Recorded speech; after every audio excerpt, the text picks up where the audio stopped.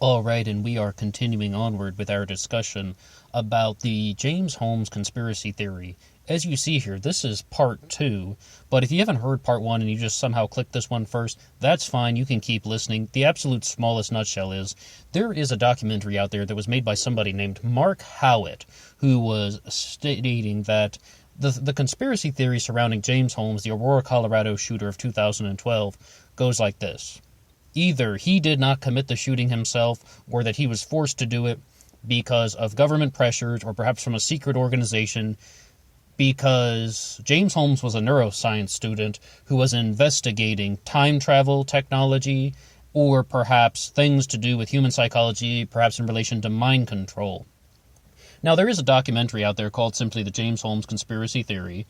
You can check it out if you want, but I got to be honest with you guys. I wanted to talk about this subject, but at the same time, it is almost something that seems so ridiculous that it couldn't possibly be true. I mean, time travel technologies and human mind control, I'm fully aware of things like MK Ultra, but the whole thing is, though, how do you necessarily have the definitive connection between James Holmes and something like that, and to any sort of government project or any sort of secret organization? Because I was watching the documentary and I did not find one.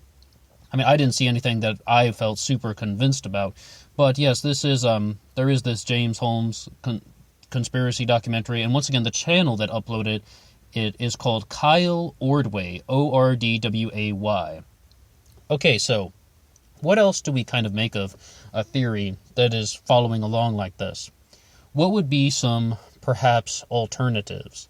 We mentioned, though, in the previous kind of part 1 segment that there was a very similar theory that was going around with Elisa Lam, the woman who was found dead in Los Angeles in 2014 on top of the Cecil Hotel in the water tank, that she was investigating cloak of invisibility technology, and that was a motivation for the Canadian government to take her out, somehow working with the American government.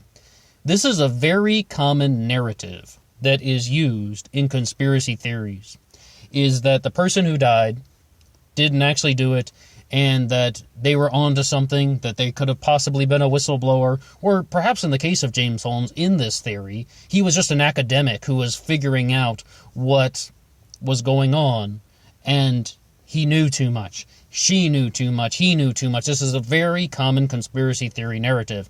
And I'm just like, all right, where's the proof?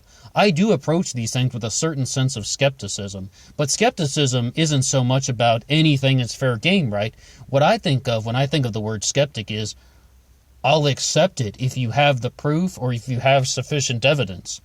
I didn't find this documentary to be completely convincing, but I noticed that these things happen very frequently after mass shootings. There was even a channel on YouTube, and I don't even know the guy's name. I never knew, to be honest.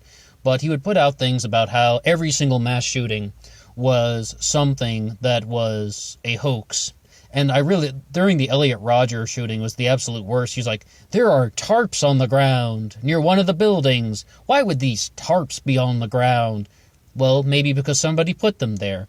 But it's like, some people just sort of take pieces of information that they aren't certain about, and then they try to kind of just build stories on those pieces of information in which they are uncertain. And that's a very important thing we need to look at. When we're exploring any form of conspiracy theory, when we are examining any type of alternative model, are they using the unknown to prove the unknown? And that's not my own observation. I borrowed it from somebody else, but it is something that I do think about when I'm looking at conspiracy theories. For example, James Holmes, apparently, allegedly, and has been convicted of murdering 12 people and injuring 70 people in the Aurora, Colorado shooting. But the response is, okay, you don't know all the information, right? That's an unknown. And that's fair to say about a lot of these cases. We don't know all of the information. So your answer is that he might have uncovered a government program, or that he might have learned about a secret society, or that he might have learned just anything at all about time travel and sort of psychological manipulation activities. Your answer is something that you also don't know exist. You're using the unknown to prove the unknown. Now, I might sound a little bit critical of that theory, But you always have to bear in mind that there is the possibility that that person could be correct.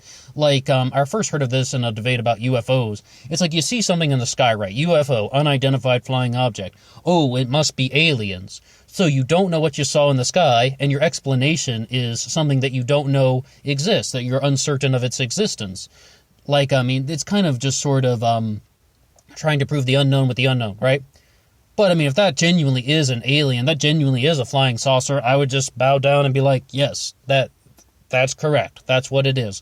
The same way, if you had some certifiable proof that James Holmes was kind of uncovering some sort of new technology, a new sort of psychological study, that other people were very concerned about this, so they set him up, I would accept it if you had the proof, but I don't see this. And you can see the documentary online for yourself. The first 30 minutes of it really talk about James Holmes, and then there are just these very long gaps where they're just going into things about Bill Clinton. Was he under hypnosis?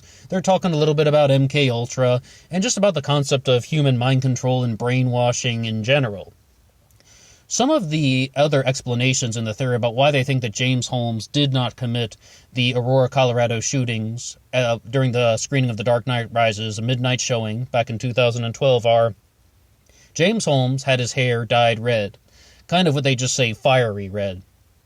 And he was apparently wearing a gas mask, dressed in black from head to toe, carrying guns, and supposedly they say that he was, like, how could he enter the theater unnoticed? How could he enter the theater without people seeing him? And once again, though, I mean, I'm not necessarily certain of all that, but one of the things that Noam Chomsky really likes to talk about is, when he said this kind of when he was going through skepticism, coincidence, contradiction, and the unexplained are not significant of any sort of fact or conclusion by themselves. It really depends on the nature of each coincidence, contradiction, or example of unexplained phenomena. So if you have this thing, I wouldn't say a word about how James Holmes is getting in and out of the theater. It's like, just because you don't have the explanation for it, it does not mean you can jump to the conclusion and saying, oh, it's because of this reason. It depends on the nature. In unexplained phenomena does not signify any particular conclusion by itself. And there probably is a very simple explanation to something like that. But once again, always keep in somewhat of an open mind. The next thing really to say about this particular issue is that they really want to kind of make it seem like there isn't enough media going on surrounding this shooting. If he did this in a movie theater, there should just be countless cameras. There should be countless video cameras showing what happened with James Holmes, and that stuff just wasn't made public, and they believe that because it's not an honest narrative, or that the police and the mainstream media are just constantly against the people. And you do kind of notice that. Why don't they share more footage? Because they shared lots of footage of the Columbine shooting, and people seem very convinced. But once again, that's just using the unknown to prove the unknown, and that's kind of something that we want to try to avoid when we're examining these conspiracy theories. If you want to say that the government has done something horrible, I'm willing to listen. The government has done horrible things many times. Let's talk about the destabilization of Chad sometimes and the installation of the Issa Abre regime during the Reagan administration. I'd love to have some more conversations about that. Excuse my horrendous Chadian pronunciation. But the other thing, though, that I truly commend this documentary for, and I would say that this is a very good thing that they have, is that they're showing that the media is really kind of only cherry-picking the bad parts of James Holmes in terms of his social interactions. Yes, he had psychological issues, and yes, he was somewhat deranged, but they've really gone to only try to show that he was a loner, he was somebody who was antisocial, he was somebody who was a deviant person, but there really was another side to him. And I think it's important to know everything, and it's important to discuss everything. It isn't 100% certifiable to say that this guy was somebody who was just very outgoing all the time, he was very sociable all the time, he had many friends, he was very interactive, he had a girlfriend, even though he does say by his own admission that their relationship ended and the breakup contributed to his downward demise. Supposedly there were some big warning signs, but one of James Holmes's kind of former friends even stated, I don't think it was him. This can't be him. I mean, there does seem to be a certain degree of skepticism on the other end that James Holmes actually did this stuff. But the thing is, though, I mean, how much can you really put, like, how much stock can you put in that? How much weight can you put in that? How can, like, you just because other people didn't see his dark side, that just means that he was either good at hiding it, or as we read off a comment in part 1, someone suggested that the removal of psychotropic drugs and antidepressants, like, he probably got off of his antidepressants too quickly, and that caused an adverse reaction, or that caused him to develop some abnormal thinking, or it really heightened and made his sort of depression and homicidal tendencies much more severe. Once again, the withdrawal from antidepressants weeks prior to the shooting made his behavior so much worse. But what we can say about the shooting, and just totally getting away from any alternative theory, is very premeditated.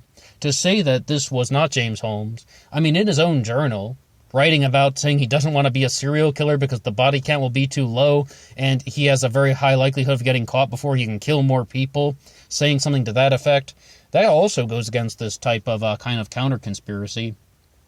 And once again, I'm not really kind of making this upload to just tear someone else's theory apart, but if they wanted to talk about this theory, let's talk about it.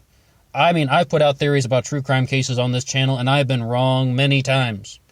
And I put stuff out there because I wanted people to challenge me, and they did, and they shared new information, and I accepted it. And, like, that's one of the ways that we can just go about exploring some of these things. I'm not 100% right about everything. Absolutely not. And one of these reasons why we do this stuff is so you guys can get in on some of these discussions, too.